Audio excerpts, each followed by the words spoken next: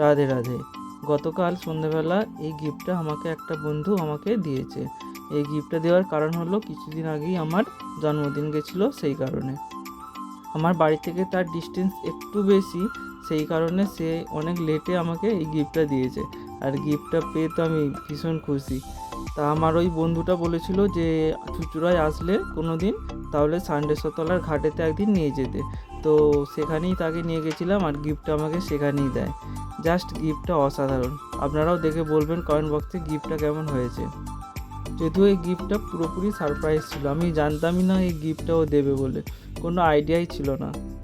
তো গিফটটা পেয়ে খুব হ্যাপি। আর গিফট কে না ভালোবাসে বলুন, সবাই ভালোবাসে গিফট পেতে। আর এত সুন্দর একটা গিফট, জাস্ট অসাধারণ। আমি তো দেখে হাসবো না মজা করব কিছুই বুঝতে পারছিলাম না, কারণ এরকম গিফট আমাকে প্রথম কেউ দিয়েছে। গিফটটা কেমন হয়েছে অবশ্যই কমেন্ট বক্সে বলবেন। আর ভালো লাগলে লাইক শেয়ার করে দেবেন, ফলো করতে।